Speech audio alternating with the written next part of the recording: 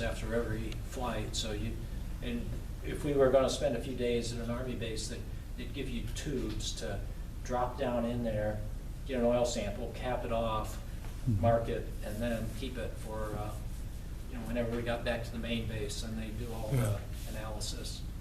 No, I mean, those kinds of things I remember were really quite good. I mean, it was exciting stuff because this was prime time. I mean, it was tip of the spear stuff. And the worst ones, I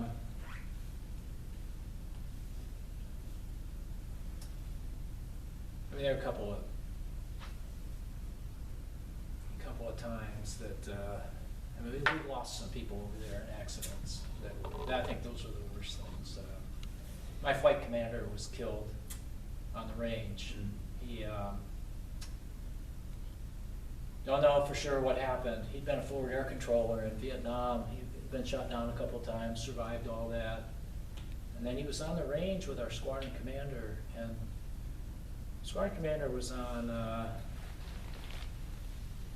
was pulling off from, he was either shot the gun or dropped a bomb, pull off to turn crosswind, and he looked back. I mean, you're at that point, I mean, you're totally focused in on the airplane, so you start turning, you look back, it's okay, what's the other guy doing? You look, he looked over, and the guy in the other airplane was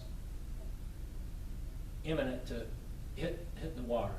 I mean, it happened just like that. So he actually saw it happen. He couldn't, there was no time to do anything because he was so close to the water.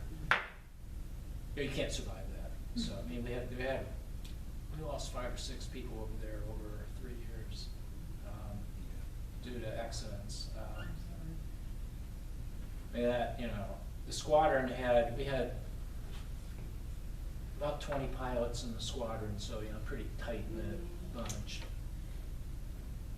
So, I mean, those things were hard. And then I had another one. There was our incoming squadron commander, or the current squadron commander, was getting ready to, he was finishing up his 2 years. So the new guy was out flying with one of the other guys in the squadron, and they had a midair. Well, the one airplane was damaged enough that the pilot couldn't control it, so he bails out and he lands. He was a couple hundred yards from the pub over there, so he walks in and calls the base and says, "Hey, I'm okay." Well, meanwhile, the other guy, we used to have a procedure where if you had an airplane damaged, you did what was called a controllability check, and you would slow the airplane down toward the landing speed. You gradually do it to see if you could control it enough to land it. And if you started to lose control, of course, you'd speed back up, but you'd go, okay, this is not landable. I'm going to have to bail out. So then you find the right place to do that and coordinate with people who can coordinate with the rescue folks and all that. Procedure was, if you're going to bail out over the water, because you don't want the airplane hitting a school or somebody's house or something like that. Well,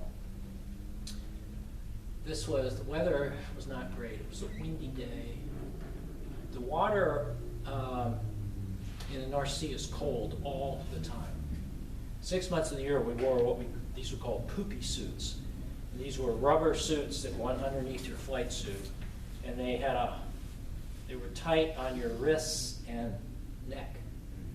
And there were actually booties. So you had this thing on for your whole pre-flight, and then the whole time you flew, you'd have to come back in and, get the flight suit off, get the poopy suit off. You had this because if you bailed out over water, it gave you a little more time before you lose all functions in your hands. Because you bail out, you want to be able to get into a raft. That's the key, get into a raft. Well, this guy bails out over the water. The wind was so strong, and in retrospect, it never should have happened. It was so strong that he got drugged through the water. Well, the Brits were responsible for rescue. Well, they had a helicopter, they had a rescue diver out there. He tries to save this guy, the two of them drown. So we lost a British PJ and this lieutenant colonel all at the same time. I mean, that kind of stuff. But that was the cost of readiness, right? When you look at it that way. There were a few others. I mean, those are always hard things, but it was just the way it was. Yeah. Yeah. Yep. Have you been over the Fort Wayne Air Show? No, I haven't seen the Fort Wayne Air Show. Went last summer. I'm sure you should go. They still fly the A-10, and it's free. Air National Guard, 122nd Air National Guard Fighter Squadron. They put on a great show, and they had, I think, 4 of them come over in formation. It was pretty well done, and lo and behold, the guy who owns the only F-100 flyable in the nation he lives there. So he flew the F-100 that day. So it was a heck of a show. Plus they had a tanker come over with a bunch of hogs and did some low altitude refueling, all for free. And so it was a great. That is a good deal. Yeah. Simulated, ground attack. Kemp did their tactical weave. And, yeah. Well, one thing you do with the A-10 is at Edwards. I did this once or twice. I was the official demo pilot for the Edwards Air Show.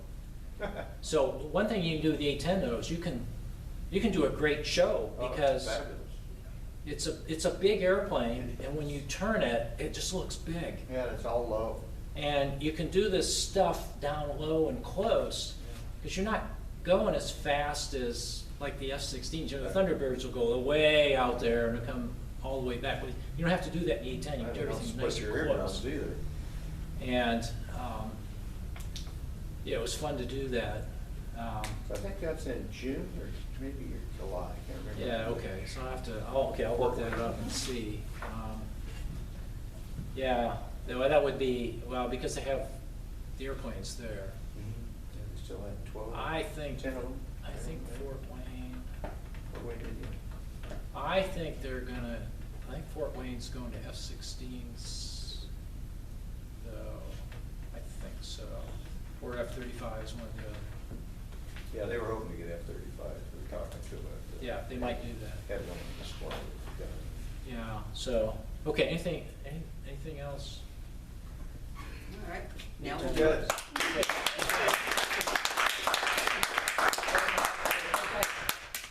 He also does a Cold War one. Yes, and he's going to pick a date and come back and do that. Okay. Good. When he asked me what he should wear, uniform, flight suit. All the ladies love a guy in a flight suit. I kind of got an over the shoulder. All right, I'm gonna have to call a foul on that one. You are a married woman. I'm sorry, that's just, you're Air Force, you know how that goes. Oh yeah, I've always been attracted to guys in flight suits. Well, I do these plane talk days over at the Air Force Museum. I always wear this.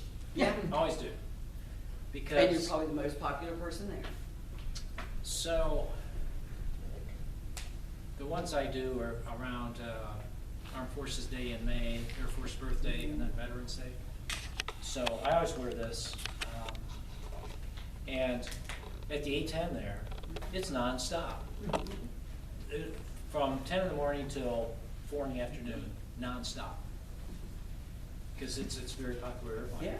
So, and I try to get to the kids, I try to make sure they understand they need to, if they wanted to fly or maintain or design the A-10 or some other airplane, that work hard in school, be physically fit and play sports, and choose your friends wisely. In other words, stay out of trouble. Mm-hmm. Keep your doors open, that kind of stuff, and I make sure their parents hear that.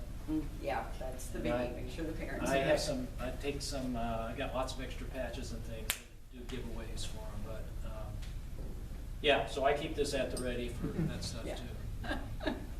All right, couple of things. We're going to do this. I'm going to come over there so we Okay. can see it on camera. Certificate of Appreciation to all who shall see these presents greeting.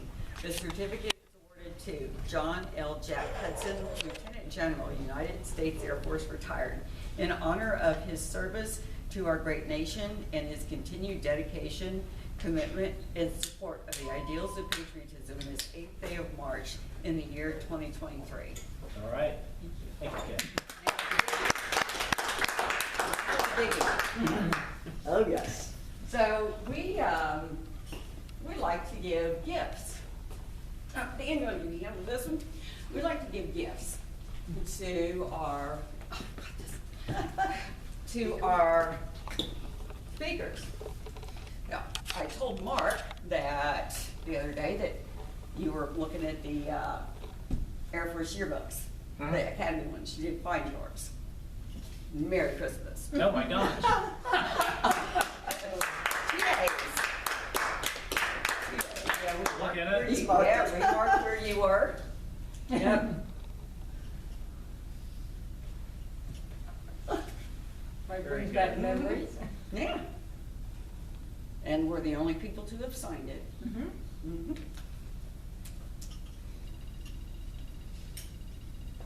Oh, that's awesome. Yeah. Well, I'll be back in Colorado in September. It's our 50th reunion. Oh, gosh, yeah. 50 years. Jeez. Wow. Cool. The schedule is in your book, is in your program, or the schedule is. If you see, there are a lot of blank dates where I have nobody speaking.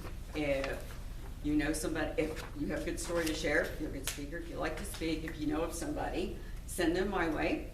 And our March 26th, we're doing our Vietnam vet annual, we call them pinning ceremonies.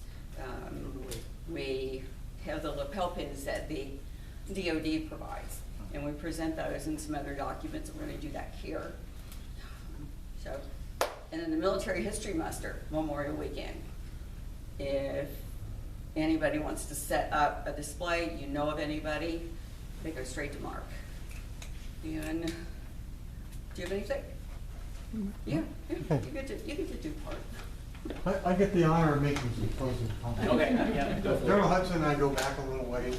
We were both on active duty at the same time. I had to turn in OPRs for him to evaluate. And I wrote, and other people wrote. We won't get into that. But I am just absolutely excited about what you said tonight. I learned more about A-10s, and I knew about some A-10s. I don't know if you ever knew Chad Henning. I met him. I know who he is, yes. Yeah, he and I were stationed together in Shepherd when Yep. he was doing his Yep. T-38. Yep, yep. Long story about that, and then we both got in trouble at the Colorado Springs airport. We knew each other, and when we got to the TSA check-in, we reached across to shake hands, and it was like the whole room just went crazy. He pulled us both aside, Yeah. just like this. Yeah, some rule thing. They were waiting, Yeah, and they get yeah. to his academy, actually his Super Bowl ring, Yeah.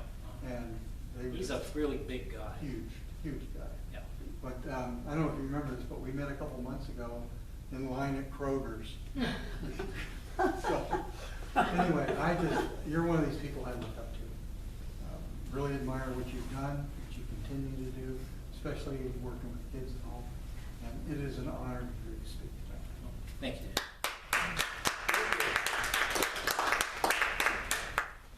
That's why I do the short and sweet intro, because we do it long on the backside. All right. You done for the night? Okay. Yes. Yep. Thank you so Good guy. much. I really appreciate Well, it. that's really great. Yeah. That is just so interesting.